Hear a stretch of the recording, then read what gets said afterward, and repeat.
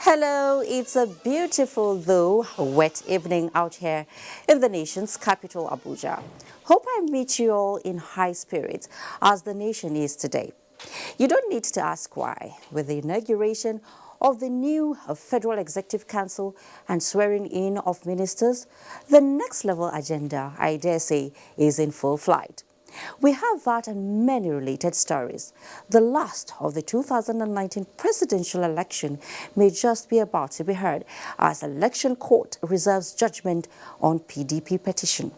In today's package, we also bring you the big news worth celebrating about the fight against polio. As usual, we have a wide range of stories from governance, the business environment, education, the power sector, road, maritime, safety, and of course, sports is not left out. And with the unpredictable wet weather these days, don't go away till we give you the weather prospects for Thursday. So sit back as we serve you the package because the taste of the pudding is in the eating. I am Fatima Umaruba and this is News Extra. You're welcome.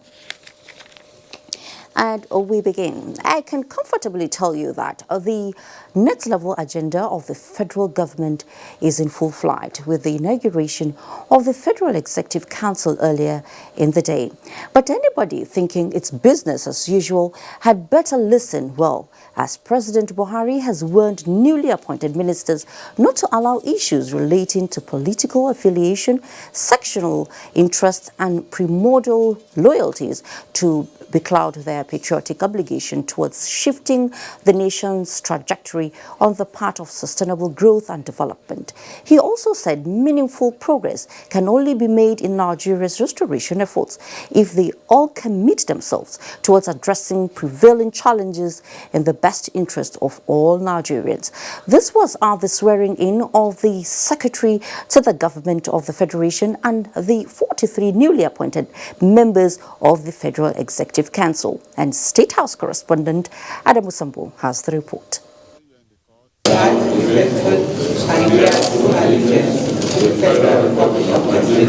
Apart from the Secretary to the Government of the Federation, Boss Mustafa, 14 out of the 43 ministers have returned to the Federal Executive Council under the Buhari presidency, while 29 were newly appointed.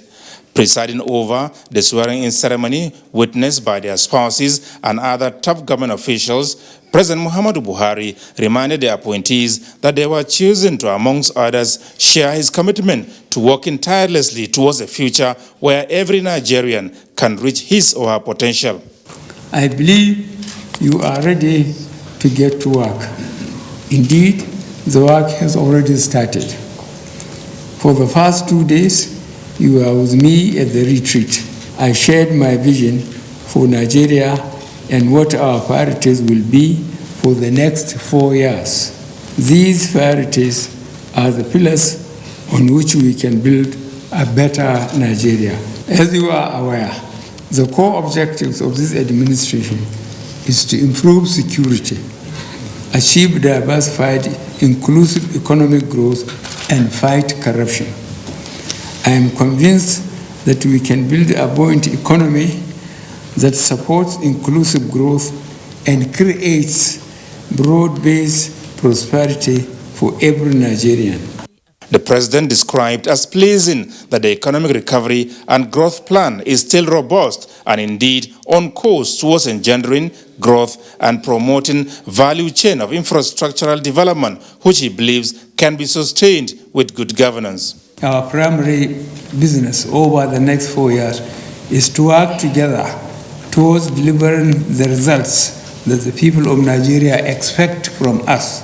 I am pleased to note that each of you is committed to be part of an administration that will work for all Nigerians, part of a government that will do what is right and best at all times for our people, even when it is difficult. This is therefore an opportunity for you.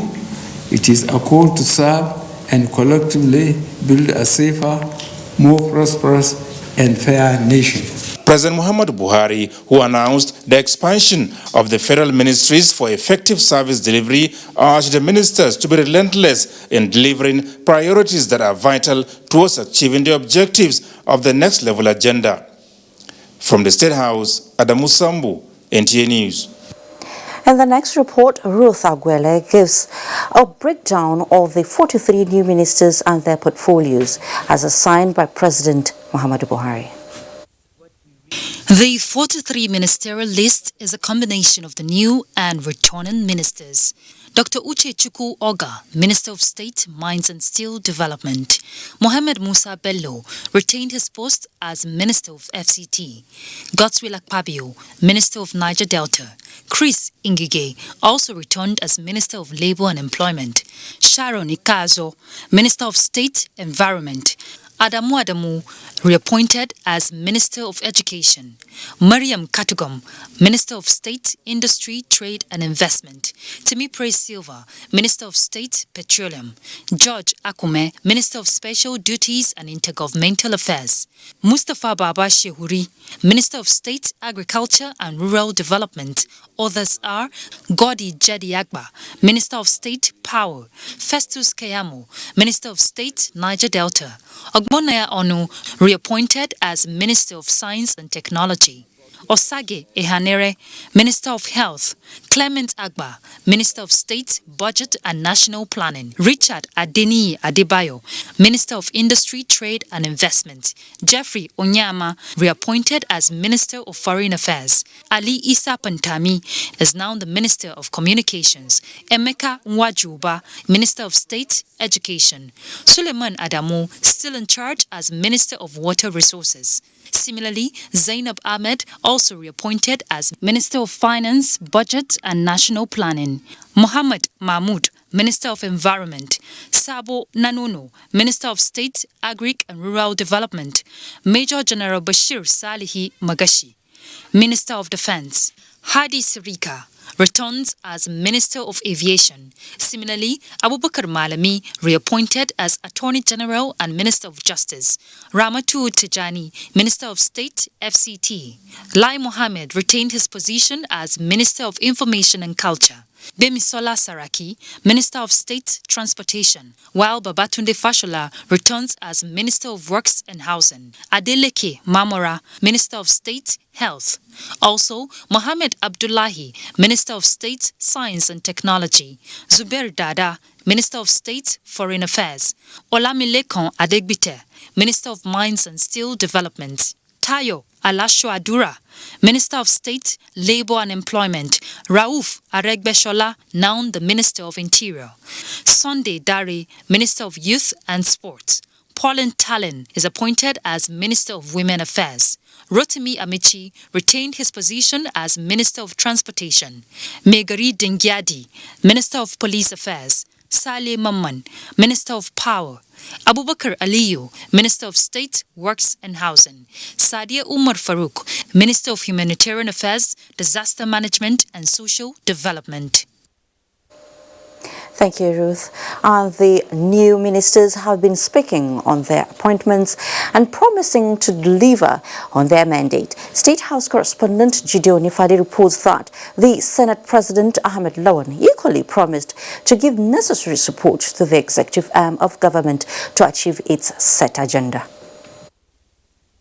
The picture is crystal clear now on where the nation is heading, and the new ministers have all promised to work with the president in achieving the next level agenda. I spoke with some of them after the inauguration. It's a rich menu, given the fact that the ministers have been very carefully selected and deployed. Nigerians should expect quite a lot. It was a top secret, and of course until Mr. President revealed, nobody knew what they were going to get. We want to lift people out of poverty, so we'll begin to encourage our people to add value to the minerals. It's a duty that we have to ensure that we keep in line with the expectations of the people. We need to cooperate, collaborate, and work as a team. And that's what we are going to do. There's no way out of it. It's an enormous responsibility, and we'll do our best. We will seek the cooperation of everybody. whether it's the National Assembly, the governors, everybody, the people of Nigeria in general, wherever we can reach, because this is a task that cannot be done by one segment of governance. The last 4 years, we had a roadmap, a 15-year roadmap on how to restructure and reposition the ministry and the sector, the water resources sector. And we are going to continue with that roadmap. But of course, in the last 2 days, we have been informed that there are additional priorities of government and there will be key mandates that will be given to us. So we have to take all those and also key into them. The Senate screened the ministerial nominees, then ministers today, and we found them to be worthy of being appointed ministers, people of great capacity, experience, and loyalty. I'm confident that the President had examined all attributes before arriving at this conclusion, and we fully support him. There is no doubt that before the federal ministers is a huge task, but as observed by the Secretary to the Government of the Federation, Boss Mustafa, with teamwork, commitment and hard work, the task is surmountable. Nigerians expect the ministers to hit the ground running, and that they have promised to do. In the State House, Jide Onifade, NJ News. In the meantime, the newly appointed female ministers are assuring Nigerians that they will live up to their expectations in trustworthiness towards moving the country forward. State House correspondent Ali Kabir reports. Taking the development agenda of the present administration into cognizance, the role of women is paramount, especially as they formed the large number of voters that brought the successes of the current administration during the last general elections.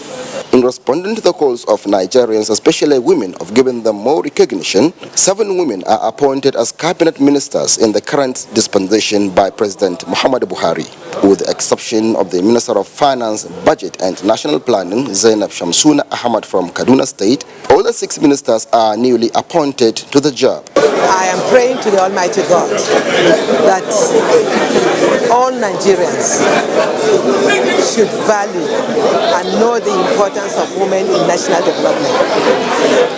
I'm believing that God brought me to this ministry for a purpose, and He will not send me there without fully equipping me.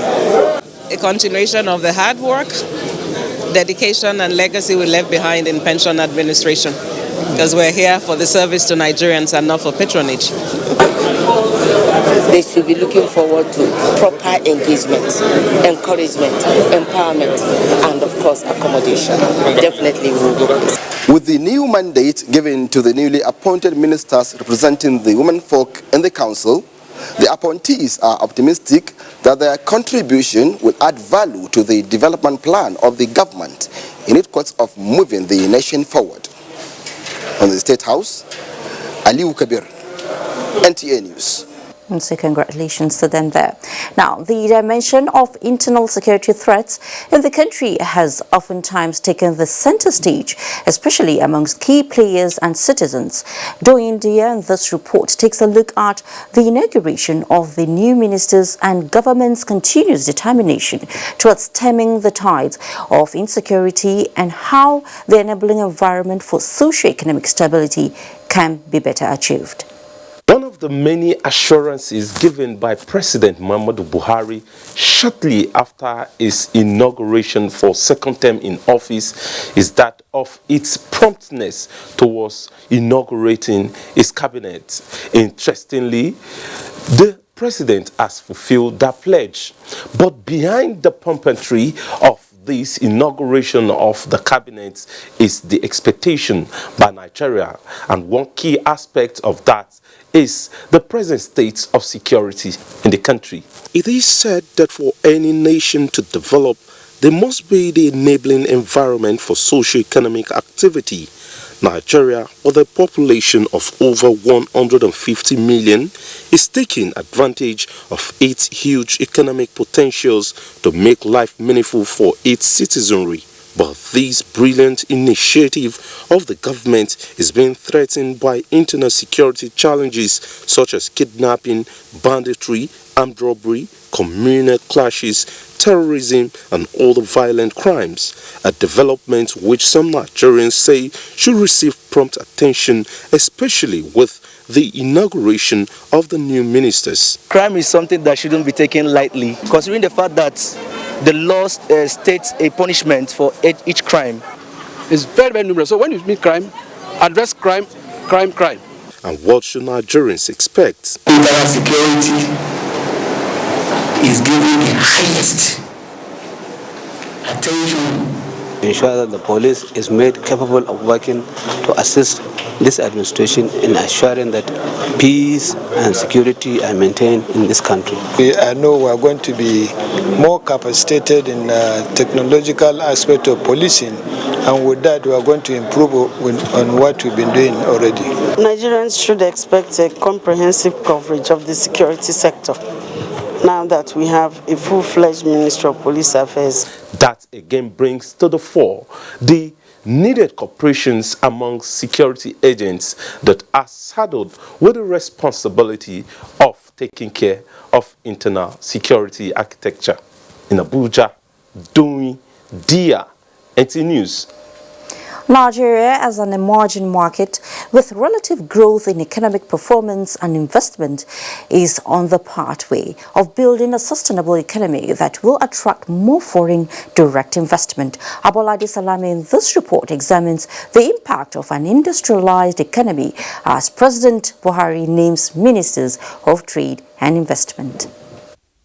A report by the National Bureau of Statistics indicates that the total value of foreign investment into Nigeria in the first quarter of 2019 rose by 34.6% year-on-year to $8.5 billion, while the total value of capital importation stood at $8.485 billion in the same quarter of 2019.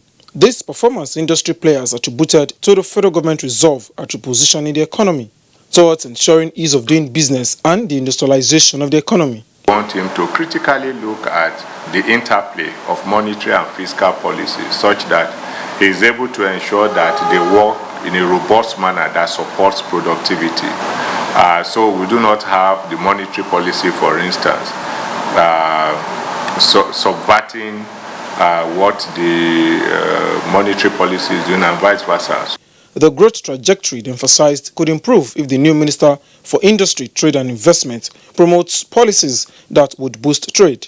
The Minister to work closely with the PEBEC office, which is in charge of the ease of doing business. I expect the Minister to be the voice of the private sector in the federal cabinet. I expect the Minister to be able to interface effectively with the Central Bank of Nigeria, so that whatever policies are coming out, either from the monetary policy angle, also from the fiscal policy angle, are things that will not hurt investors. Nigeria, as an investment hub, needs to address the issue of some infrastructural challenges impeding the development of industries and trade in the country. In Lagos, Abolade Salami, NTN News. And President Muhammadu Buhari has reappointed Femi Adesina as Special Advisor Media and Publicity and Malam Garbashehu as Senior Special Assistant Media and Publicity. The President reappointed Mr. Laolo Akande as Senior Special Assistant Media and Publicity, Office of the Vice President. President Buhari also retained Tolu Ogunlesi, Bashir Ahmed, Loretta Onoche and Nazir Bashiru as Special Assistant Digital New Media Personal Assistant, New Media, Personal Assistant, Social Media, and Personal Assistant Visual Documentation, respectively. Following the election of Shaban Ibrahim Sharada, the former Personal Assistant Broadcast Media, as the lawmaker representing Kano Municipal Federal Constituency in the House of Representatives, the President has appointed Buhari Salou as his replacement. Similarly, President Buhari has reappointed Dr. Hajasani, Senior Special Assistant to the President on Administration, Dr. Kamal Abdurrahman Mohammed, Special Assistant to the President on Health and Personal Physician, all in the office of the First Lady. Statement by the Deputy Director Information, Abiodun Oladunjoye, indicates that all appointments takes effect from May 29, 2019, except that of new entrant into the team, Buhari Salou.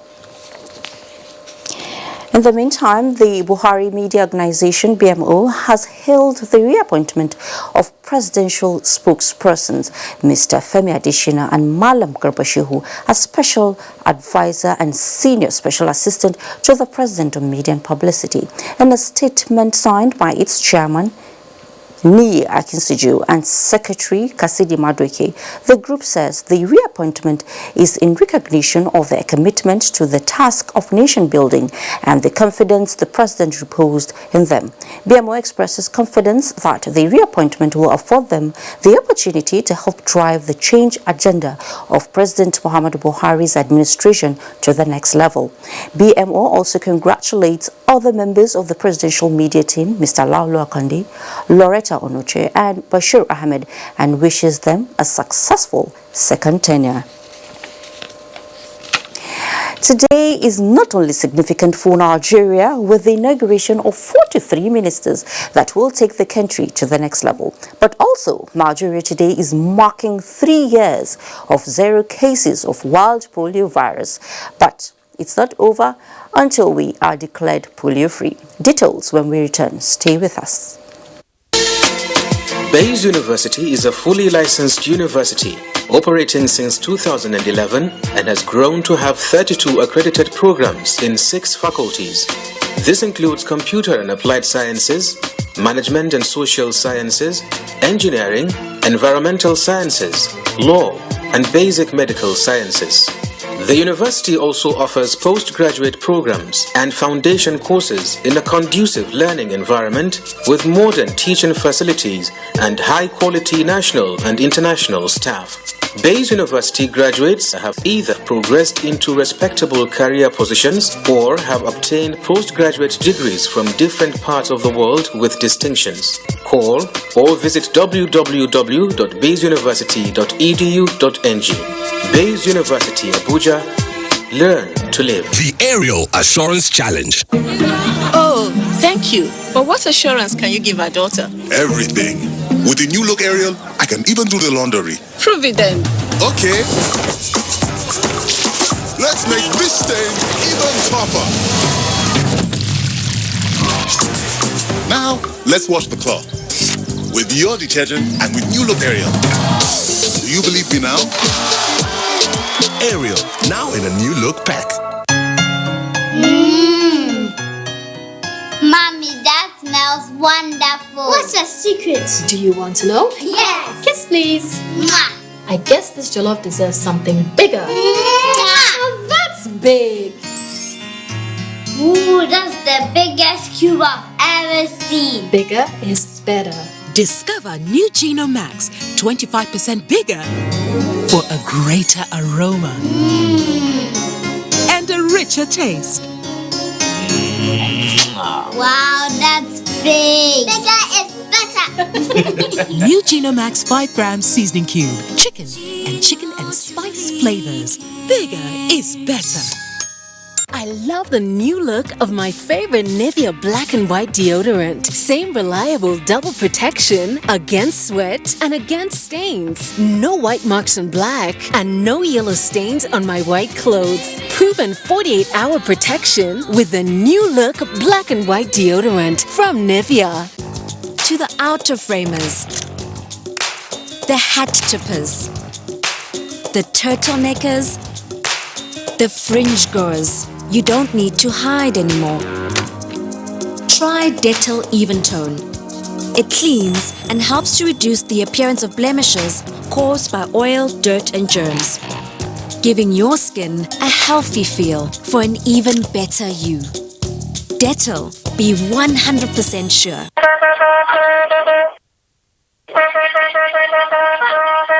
His Royal Highness, the Emir of Gondu, Major General Muhammad Ilyas Bashar, CFR MNI, on behalf of the family of Al-Hajj Muhammad Saad Abu Bakr, CFR MNI, the Sultan of Sokoto, cordially invite the pleasure of friends and well-wishers to the wedding party of Fatima Abu Bakr and Mahmoud Abdullah Yuguda, which will take place at Sultan Bello Jumat Mosque, Sokoto. Date, Saturday, 21st August 2019. Time, 12 p.m. Announcer, Local Organizing Committee.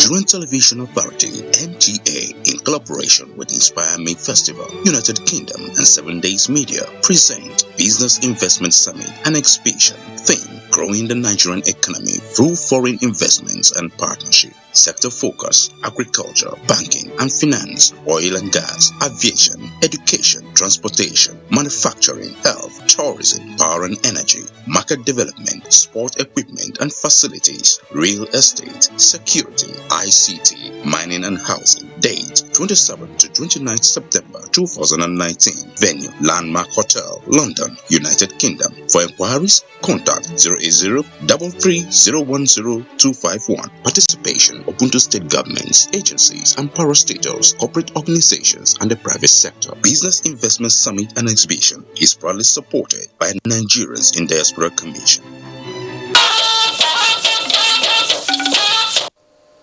Good to have you back on News Extra.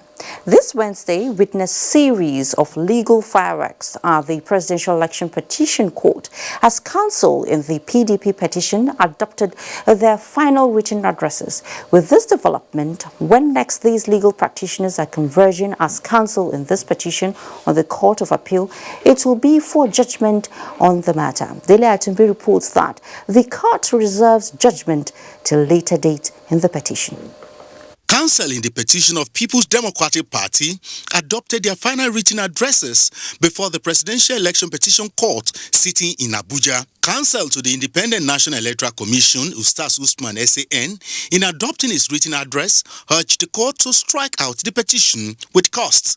Usman SAN told the court that from the evidence of the witnesses by the petitioners, the electoral umpire conducted the February 23 presidential election in line with the provisions of the law as provided for in the Electoral Act. On the issue of electronic transmission of results, INEC, relying on Section 52 of the Electoral Act, maintained that result of the presidential election was never transmitted electronically. Counsel to President Muhammadu Buhari, Wole Olanipekun SAN, told the court that the petition is stabbed in evidence, thereby crying to air heavens for help without proving its case. On the eligibility of President Muhammadu Buhari to contest the presidential election, Wole Olanipekun SAN, relying on sections 131 and 318 of the 1999 Constitution as amended, said the Constitution was clear on the matter.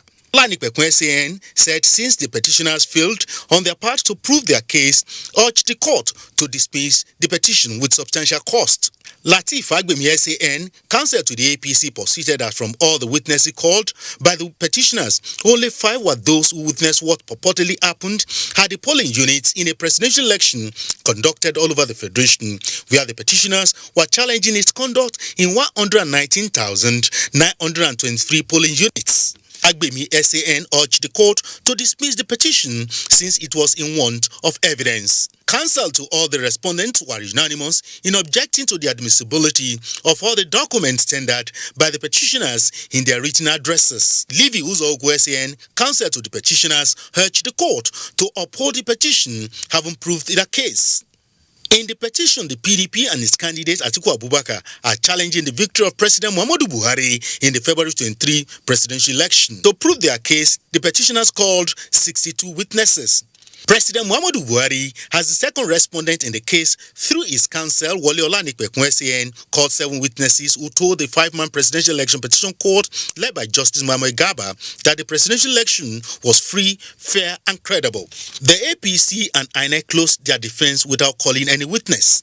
The PDP and its candidates are challenging the conduct of the presidential election in 11 states in the North Central, Northeast, and Northwest geopolitical zones of the country. We as lawyers, we have concluded our professional duties.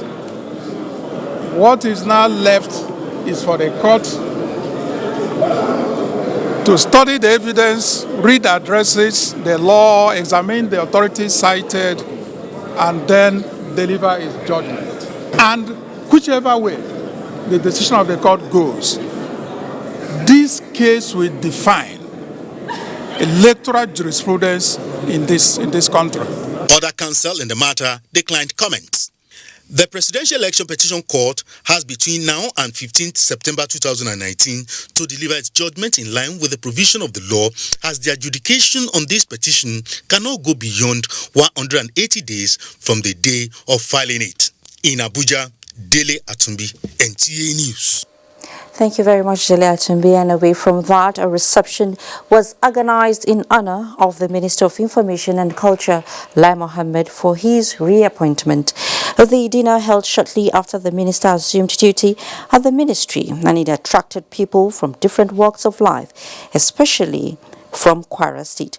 All Progressives Congress, top officials of Ministry of Information and Culture, and heads of agencies and parastatals in the ministry. Speakers at the event acknowledged the contribution of Lai Mohammed to the information and culture sectors and see his appointment as the right decision to enable him consolidate. Duties, present and not here, we hand you over into the hand of Almighty God, who will make the success remain of the first tenure to be a child's play to what is coming up now. We wish him well, and we in the ministry are set to work with him. Once again, I thank you, Honorable Minister, and I wish you all the best in office. As much as we are happy that you're back, there's another part of us, because we probably won't see you again. We miss you, and we want you to use this particular tenor to try and strike a balance. Lai Mohammed expressed appreciation for the honor and thanked President Buhari for having confidence in him by reappointing him for a second time. On record my appreciation to the President, who has appreciated my little contribution, and who by reappointing me and bringing me back to the same ministry, I think has clearly demonstrated that he has some confidence in me. Now we welcome back our minister.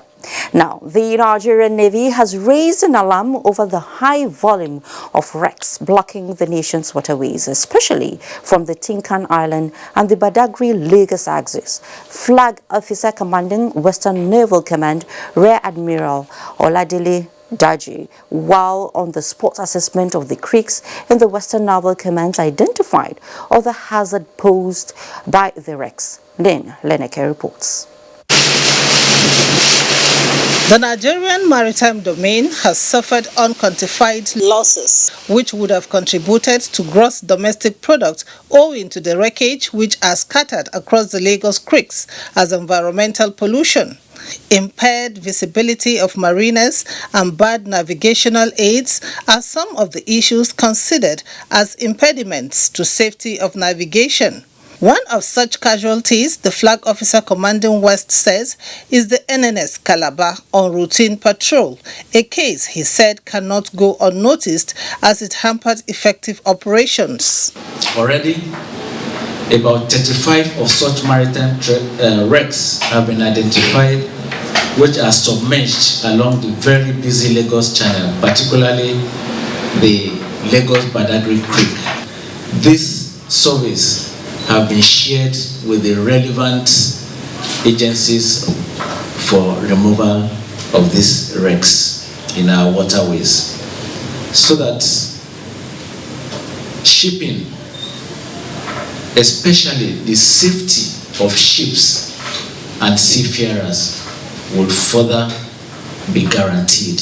He explains that the Hydrography Office of the Navy had resurveyed the wrecks as is working assiduously with relevant agencies responsible for the removal. He assured Nigerians of safety and security of the nation's territorial waters.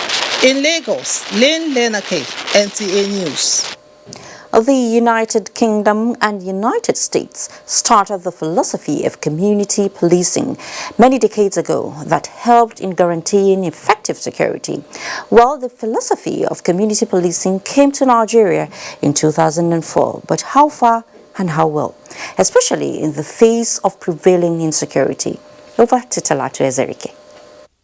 Societies are segmented into urban and rural settlements. A common phenomenon for all is security, which many say is taken seriously at all levels to complement the effort of the police for effective results. If your neighbor is engaged or is involved in one shady deal or the other, you'll be able to tell the head of the community, say, Baba, so has gone to the town, and whenever it comes to the village, this are the kind of thing that is always bringing. With the changing pattern of crimes, voices are high for the implementation of community policing based on its proactive approach and its closeness to the people.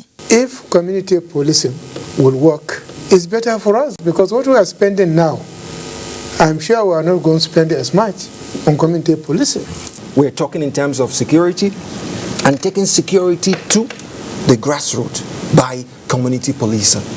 Nobody wants to sleep with his eyes open. Everybody wants to sleep with both eyes closed. Others applaud federal government's commitment to community policing approach and other measures taken in improving the police force. We've put security on the top list. If President Muhammad Buhari has already gave a directive and set of a committee to come up with the modalities on how to go about the police trust fund. What we need first of all is to change the attitude of the policeman that this job you are doing is an honorable job, and Nigerians will respect him because he's doing an honorable job. So see police as dustbin, footmat. Well, if the saying that it takes two to tango is anything to go by, then the police and the citizens are expected to advance workable partnership for public safety. Talat Ezerike, NTA News. How many thanks, Salatu Ezerike. Now, Burningwari, a local government area in Kaduna State, became notorious as a result of security challenges that bedeviled the area. The good news now is Burningwari is now peaceful and secure. It is on this premise that the Burningwari Emirate restarted its annual Durbar, which gave indigents and visitors alike a taste of Burningwari that we used to know. Abdullahi Muhammad tells us more. Guns being shot in the air, this time around in celebration of Hawandoshe in Burningwari, as against that of the bandits and kidnappers. This festival was kept on hold for the last 4 years owing to security challenges.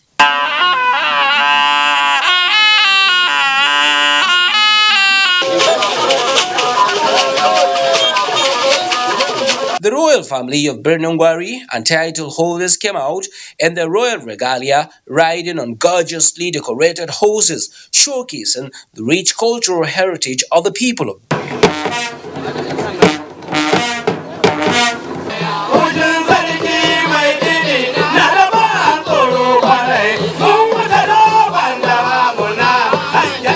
Hawandoshe in Burningwari has been an avenue to reaffirm loyalty to the emir and exhibit the beliefs of the people. I am calling on you to unite and work together for the development of our area. We should avoid hatred, let's love one another and live peacefully. This year's celebration is a pointer to the fact that Burningwari has returned to the peaceful community it was. In Kaduna, Abdullah Muhammad, NTA News.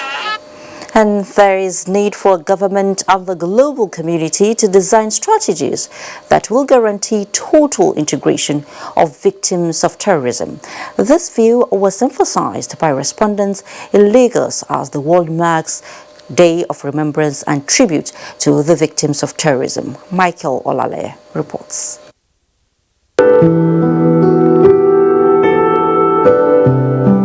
The world is experiencing the highest rate of displacement, as about 71 million people globally have been forced away from their homes by conflicts and terrorism, according to the United Nations Refugee Agency.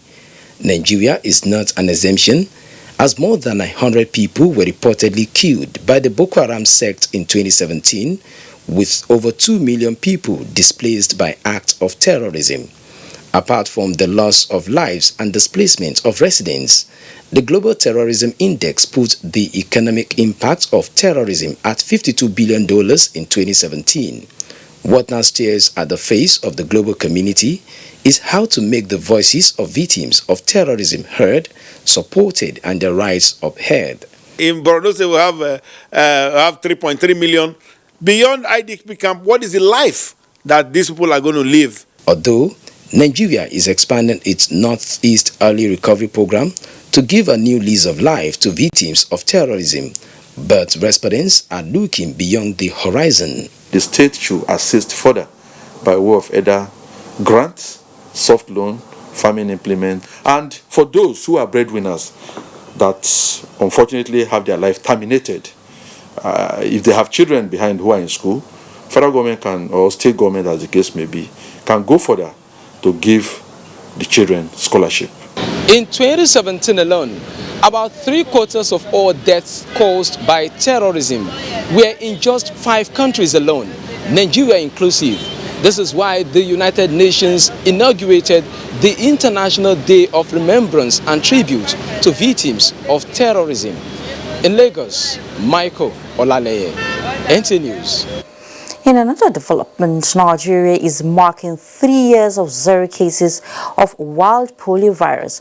This is one of the diseases Nigeria has been battling with over the years. Some good news there, you might agree.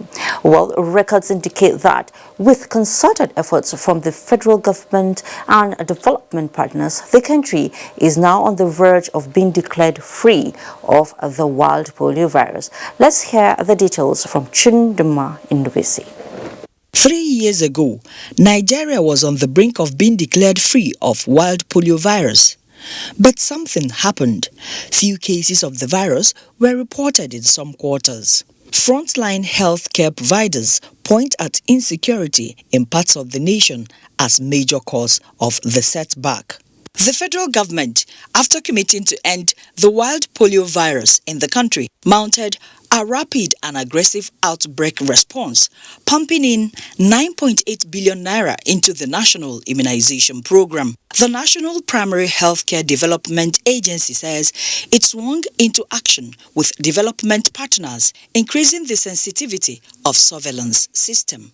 Traditional and religious leaders were also involved to mobilize people to accept vaccination for their children, especially in the hard-to-reach areas. Routine immunization was also strengthened. This saw the increase in pentavalent 3 from 33 to 50% being recorded. 3 years down the line, the agency is sharing a success story. The 21st day of August 2019 marks exactly 3 years since the last case of white polio virus in Nigeria. So what it really means is that for the last 3 years, not a single child has been reported with paralysis due to white polio virus. This has never happened in the history of Nigeria. So today is really to acknowledge that milestone. But there's more work to be done. Certification will now begin. This will be taking several months, will be completed by sometime in the spring of 2020. Before the certification, the nation is expected to maintain the tempo of strengthening surveillance system for acute flaccid paralysis and routine immunization to prevent reoccurrence of the virus. The agency in charge of immunization says it is confident the certification will come. In Abuja, Chimdema Ndubisi, NTA News. This is sure good news, Chimdema. When News Extra returns after this break, we shall bring you Uduroko Festival from Ekiti State that marks the commencement of the traditional New Year of Ado Ekiti. Celebrating something won't have it any other way. Moments will feel joy. Been lost in the moment, the freedom. You will find that's what's celebrating. Bring your moments alive. Find your satisfaction in the nourishing, trendy, sparkling Valletta. Valletta sparkling fruit drink. Celebrate every moment. Team huddle. But we lost. Don't be tired, guys. This isn't a loss. It's a practice for winning. Nothing makes a mother prouder than seeing her child growing up.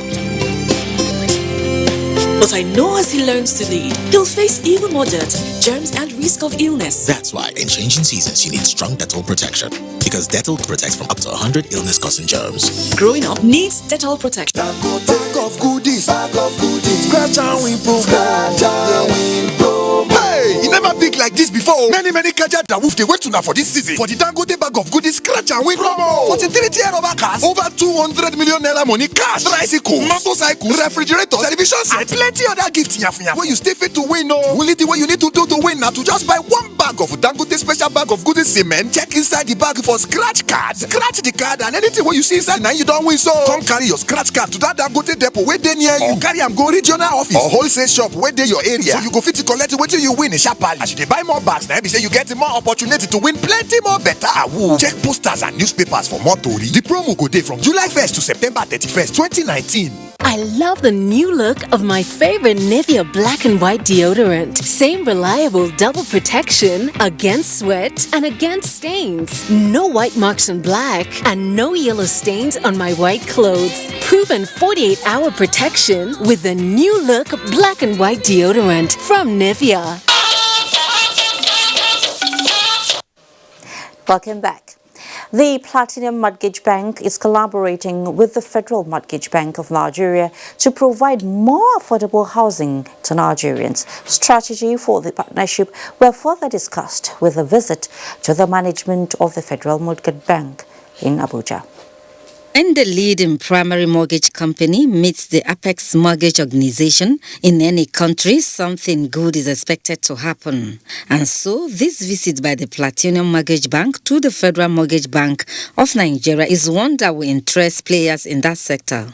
The Managing Director, Chief Executive of Platinum Mortgage Bank, Emmanuel Mbaka, was quick to point out the company's recapitalization to the sum of 7 billion naira and targets 10 billion naira next year.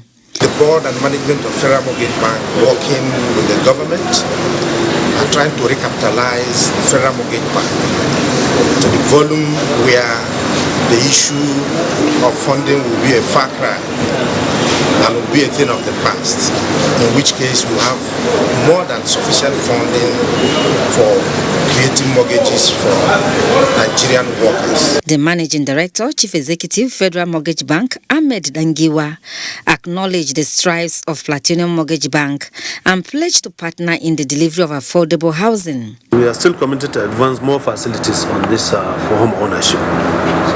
We are willing to partner with you or with the organization to create an enabling environment for further synergy in this service delivery of home ownership to Nigerians.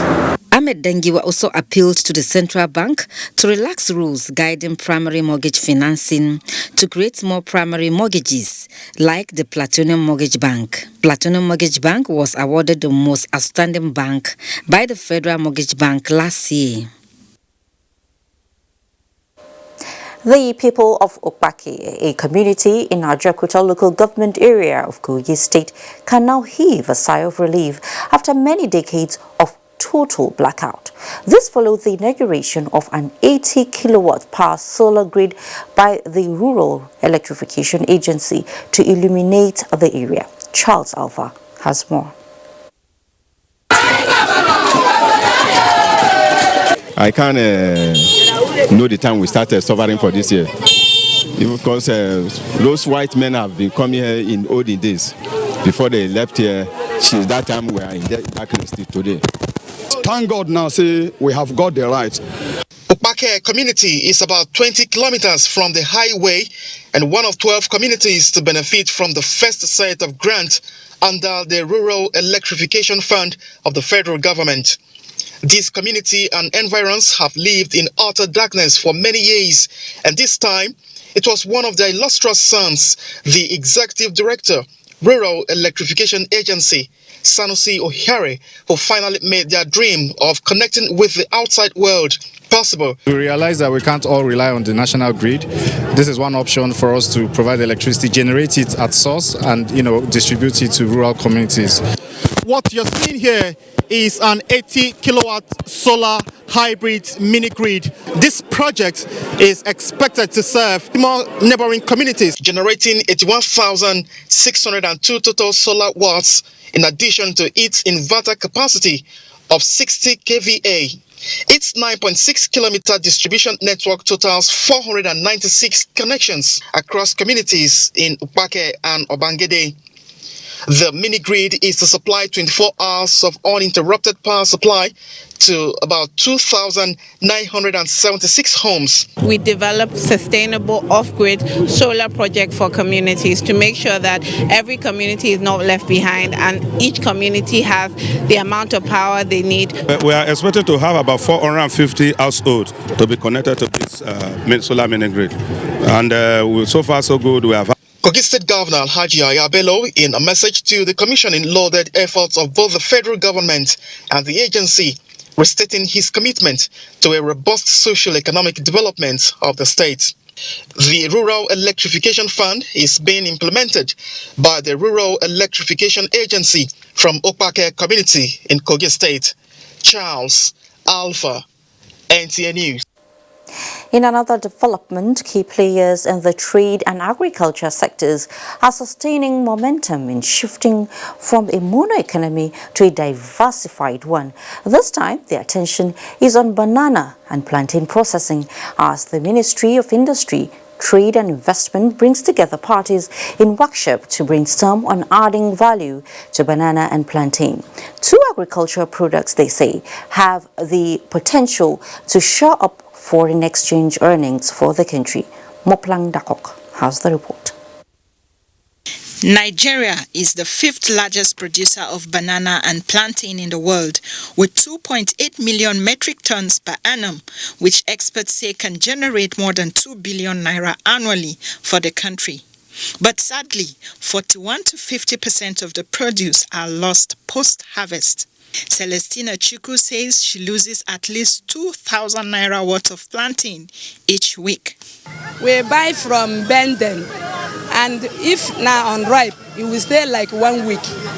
If not ripe, it will stay like 3 days before it spoil. Many people like Celestina Chuku would love to preserve their plantain for longer period of time. Processing is the best.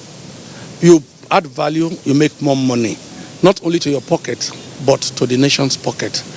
Plantain farmers, processors and marketers at this workshop were sensitized on how to improve the volume and value of their produce and see beyond export of plantain and banana in their raw forms to value addition before hitting the market. When these fruits are produced in excess, it can be processed and stored in form of banana and plantain powder, which is used in confectionaries, bakeries, etc. We must develop our MSMEs to be able to compete and to be able to come up with products that can be accepted internationally. The desired outcome of this two-day workshop in Nasarawa State is to increase farmers' income, increase GDP, and place Nigeria on a global scale of plantain exports. Muplang Dakok, NTA News. And Kogi State has witnessed one of the most devastating flash floods in the past, resulting in the killing of people and destruction of property, as well as intervention by international partners. With the prediction by Nigeria Hydrological Services Agency, Kogi State government has stepped up preparation to avert the reoccurrence of the natural disaster. You know what they say, a stitch in time saves 9. Charles Alpha reports. Kogi is one of the states in Nigeria faced with the problem of flood. And since the 2012 flood disaster, which left tales of woes on the lives of the people in the state, government and critical stakeholders have been working very hard to ensure that mitigate the effects should it happen again. The 2012 flood was the worst recorded in the history of Kogi State. Since then, government and relevant stakeholders have taken a holistic study of the causes of the disaster, with findings identifying blocked and lack of drainages, as well as building on waterways as responsible for flooding in the state. One of them was the release of water from Lagdo Dam in Cameroon. And since then, the Nigerian government and the Cameroonian side have come together, and based on the MOU that they have to notify the Nigerian side, and the gradual release is already established. The Nigerian Meteorological Agency, NIMET, has predicted that the general outlook of annual rainfall amount for this year to be from normal to below normal. However, Kogi State, which is confluenced to Nigeria's two major rivers, Niger and Benue, is most likely to experience flooding as a result of high rainfall from either within and outside the country. Now, given the high level of pains flood can cause, the federal and state governments, in a bid to banish memories of the 2012 flood disaster, began to build embankment on the riverbank. The lower retaining wall has been completed, and the filling has gone very far, and some part of it, the higher embankment, the higher retaining wall has been done. The State Emergency Management Agency, SEMA, is not relenting in ensuring that those living along floodplains are properly sensitized and shelter put in place in case of any eventuality. We are getting in touch with our local agents, the local government people, the stakeholders, telling everybody to get ready in case there is flood, so that we are not caught unaware. For now, Kogi State is yet to record any major case of flood this year, but the water level is rising, making people in floodplains to be apprehensive. In Lokoja, Kogi State, Charles Alpha, NTA News. Now, when you promote culture and tradition, you invariably enhance social and economic growth of the country. This is not my assertion, it is from someone who should know.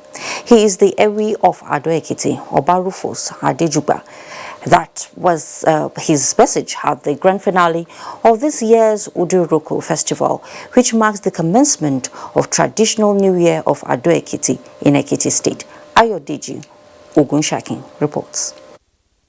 The Ewi Oba Adejuba, who emphasized the lucrative nature of promoting cultural heritage of people, enjoined federal governments to consider establishment of museum at the palace for promotion of heritage and economic benefits. He acknowledged the efforts of government at tackling the different forms of security threats in the country and advocated security consciousness among Nigerians. The state governor, Dr. Kayode Fayemi, represented, said Udiroko Festival has been in the forefront of promoting the rich cultural heritage and affirmed government resolve to evolve every measure towards promoting the heritage of the state. To sons and daughters as well as dignitaries, the celebration was a true reflection of Nigerians' people and culture.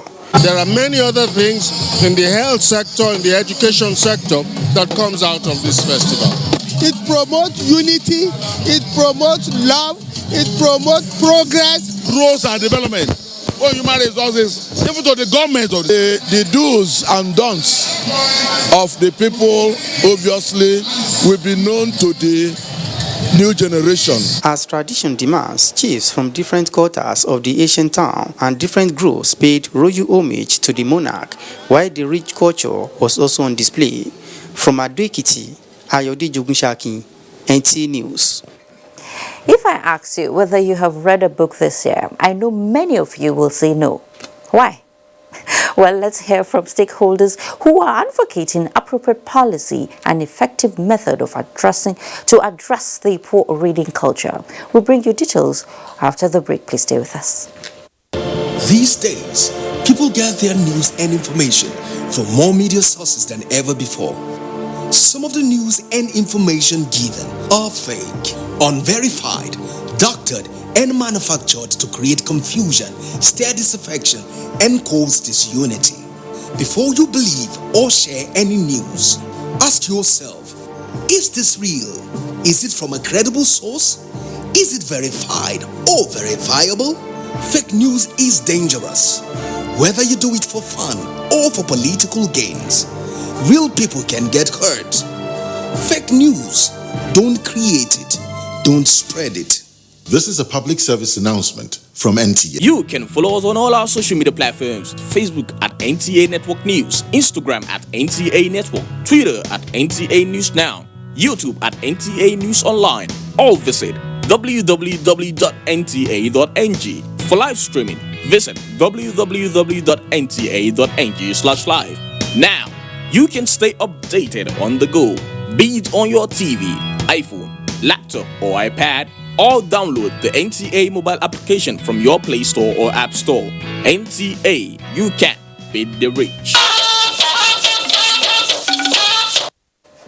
Great to know you're still with us on News Extra.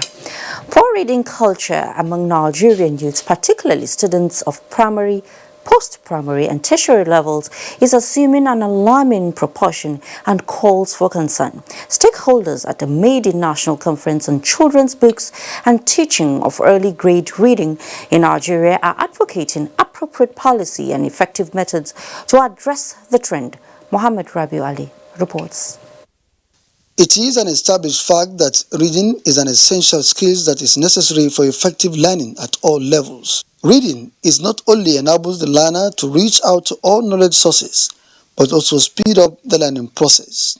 But this has been a challenge to Nigerian youth for many years that need to be tackled. This meeting brought together researchers, educationists, policy makers, and practitioners to fashion out ways of addressing the problem. Another major failure is also the lack of appropriate and sufficient age-grade learning materials, especially published texts that will motivate the children to learn quickly and with pleasure in both English and the indigenous languages. Stakeholders believe that the conference came at the right time, considering the negative impact of poor reading culture among Nigerian youth. Certainly, reading is fundamental to education because it is the foundation of knowledge, and the deficiencies in other areas of education could easily be remedied if the student has developed appropriate reading skills. It is expected at the end of the conference, educationists and policy makers will provide a workable solution on appropriate materials supporting child in the early years of learning on how to read to change the negative trend.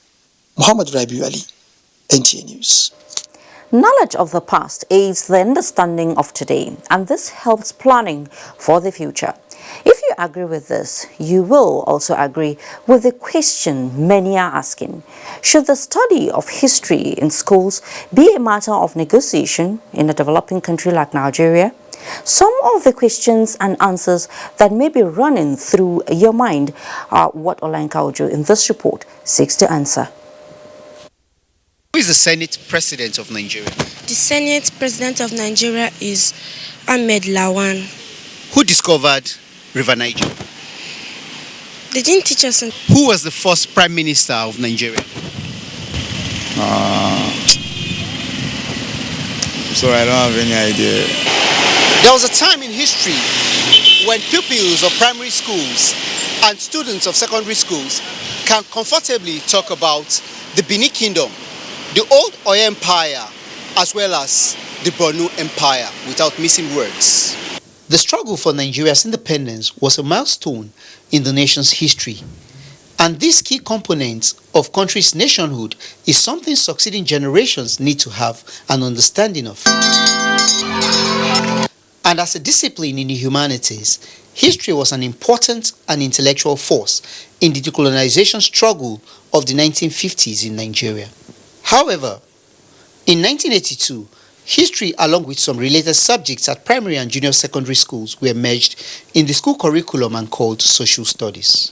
These, historians and educationists say, led to underachievements in the teaching and learning of the subject. Talking about the old generation who never had the opportunity to understand their own history, who never had the opportunity to understand how they got to even where they are as a people, as a country. And for me, that's a major, it is a major disservice to them, because there's no way, no matter what they become, whether they become doctors, lawyers or anything, there is that particular disconnect to continue to be there. History is such a fundamental course, and it should be taught in the primary school. It is against this backdrop that the Nigerian Educational and Research Development Council was directed by the Ministry of Education to reintroduce history as a subject in the education system. to deepen the positive understanding of our traditional values. This is to expose children to a body of knowledge that will enable them appreciate history as an instrument for national integration and nation building, even in the 21st century. This development represents a fundamental shift in policy that history is coming back, and it demonstrates the conviction of the current administration of the importance of history as a tool for self-knowledge. The new curriculum for history is divided into lower, middle, and upper basic. Contents for the subject include concept and meaning of history, origin of history, migration and settlement pattern of the people in Nigeria. What we have done is to try as much as possible to make it Nigerian history, to teach about the history of Nigerian communities and Nigerian peoples. We have heroes and heroines to teach our children about our place, our traditional institutions, our government institutions, our democracy, how it evolved over time. The consensus by experts and historians is that the subject will enable pupils and students appreciate the basis of unity and also deepen their knowledge aside empowering them to understand the forces that shapes the affairs of the world and their critical place in it. Olainka Ojo, NTA News. Well, you've said it all, Olenka Ojo, in that report, because before you know where you're going to, you must know where you're coming from. I think that plays there. Now, imagine driving into cities like Lagos, Kano, Enugu, Benin, Port Harcourt, Ibadan or Kaduna, and you see no road signs. Are you sure you can survive the experience? Now, the idea of road signs is to convey information to road users, encourage road safety, and assist in the free flow of traffic. Surprisingly, however, a lot of motorists ignore these road signs at their peril, or is it that they don't know about road signs and markings? Oyeyemi Ajayi provides some answers to these questions and more. What do you know about it as road signs? I actually, honestly, it's very good. Yeah, government has really improved in it. I don't understand about zebras passing time. I don't understand really. I don't know. These are actually drivers who ply Nigerian roads daily. Their viewpoints, to some extent, reflect the perception and knowledge of road signs by some road users. Very vividly, somebody we asked to tell us the difference between a broken line and a solid line. And he was telling us that when money was still available, when there was no SAP, no economic downturn, government could buy paint and paint it straight, while now that they are now managing. No wonder sites like these are seen every day. Should we blame it on ignorance of road signs by road users or simply the attitude of drivers? Many a times, these careless acts by drivers result in accidents that lead to loss of lives. To make the roads free from accidents and gridlocks, different road traffic signs are erected to guide drivers and guard commuters from avoidable accidents. For instance, the idea of traffic lights is to allow for easy flow of human and vehicular movement, but many still defy the warning signs, especially when there are no law enforcement agents inside to checkmate defaulters.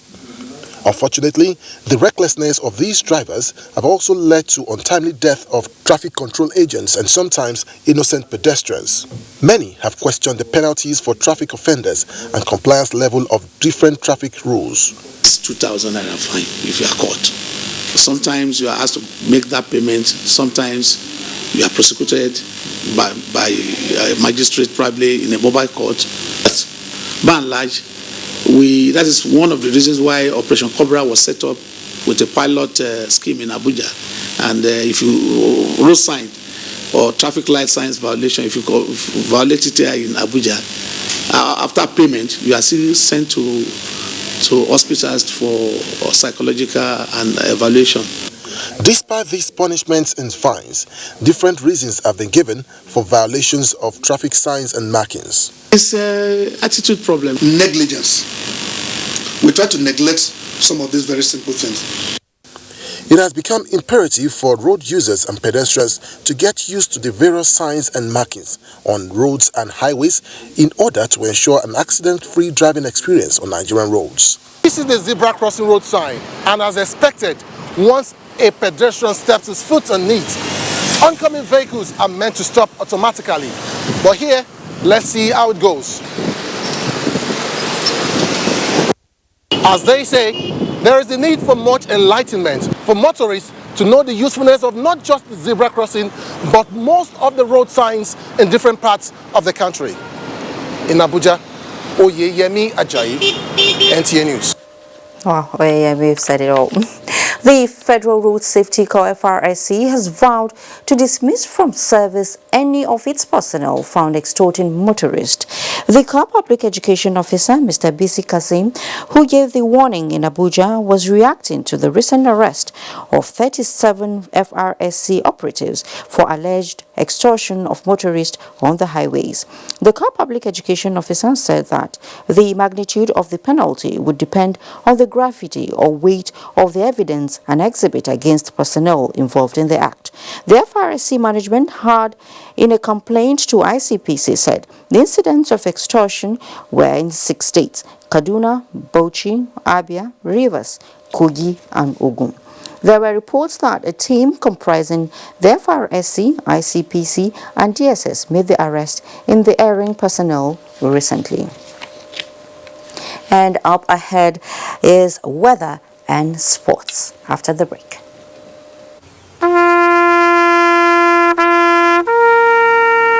They are there at the crack of dawn. They are there busy preparing while we rise for our day. They are there silently, guarding, waiting, listening, and watching.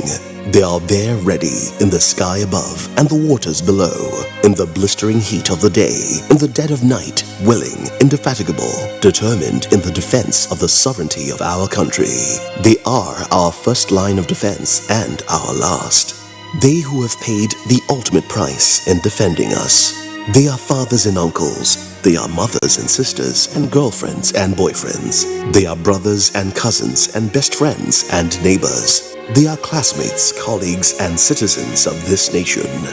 They are our defenders and deserve our respect, our prayers, our thoughts. Nigeria, please support our armed forces. Good to know you're still with us. Nigeria is set to make meaningful progress that will yield visible results in the lives of its citizenry, following the domestication of its homegrown analytical framework designed to enable the integration of sustainable development goals. To this effect, relevant players converged on Abuja to brainstorm on its operation. Mamsuda Mendete reports. From the 36 states of the Federation, including the FCT, policymakers trooped to this venue. The focus is to validate an integrated sustainable development goals model domestically developed to suit Nigeria's peculiar challenges to meet the 2030 target. Policies on certain SDGs need to be reviewed. These facilitators are hoping to prioritize the goals and mainstream them into public policies, plans and budgets. We integrate ISDG model into the ministry, department and agencies of government. That will trickle down to the local government, 774 local government. What we have done differently and working for us is that both the private sector and public sector are using one tool to have accurate data. We are happy that we're able to use that model to carry out analysis and costing of projects, programs and policies that will be able to mainstream into our development process. Nigeria is on a pathway to progress in achieving the SDGs. However, what's needed at this stage is a quantum leap to really get onto track in achieving them. Their local gaps need accelerated investment and action. The 2030 agenda envisions economic sustainability, social inclusiveness, and environmental resilience, all targeted at improving livelihoods. Momso Damien Dati, NTA News. The day you receive your employment letter as a civil or public servant is the day your countdown to exit from the service begins. Over the years, we are told most people retire and solely depend on gratuity and pension for survival. That is if it comes at all. Thankfully, however, concerted efforts are being put in place to ensure that civil servants carefully use their leisure time for profitable engagement. Adebola Brooklyn Sunday was at the Special Empowerment Program organized by the Office of the Head of Service Christian Fellowship.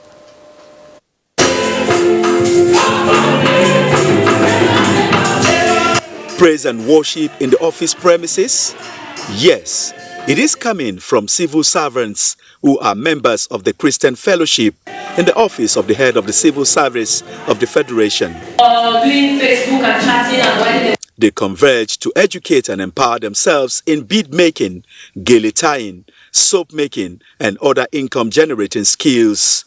Esther Arugundade and Ifuneya Muzie are some of the beneficiaries of the program, with the aim of getting equipped with skills that will help them in reducing the rate of their expenditure as well as making additional stipends. And it won't affect my work. At least during my leisure time, I'll use it wisely by going into bead making, soap making, and tying of gele.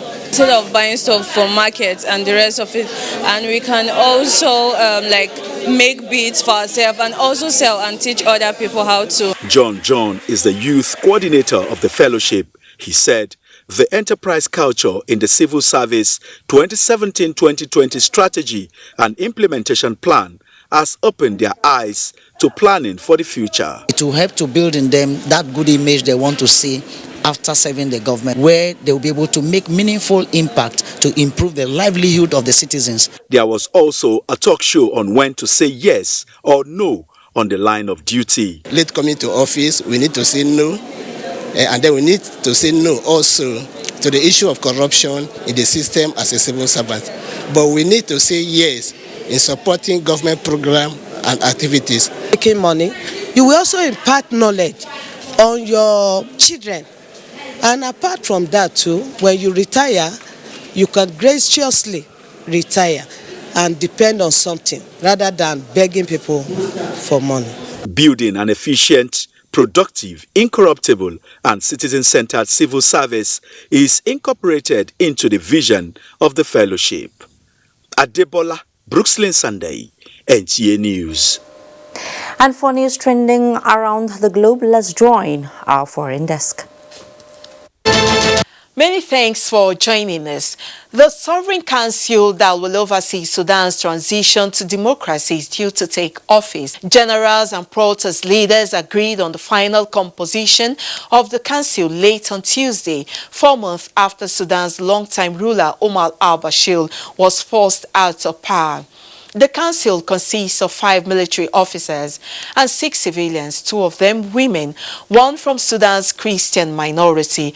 Among those being sworn in is the outgoing military leader, Lieutenant General Abdel Fattah Abdurrahman. He will be in charge of the Sovereign Council for the first 21 months. A civilian will then take over until elections in 2022. In the meantime, migrants on board the open arms rescue ship disembarked the vessel at the Italian port of Lampedusa after spending 19 days stranded at the sea. It comes after an Italian prosecutor ordered the seizure of the ship.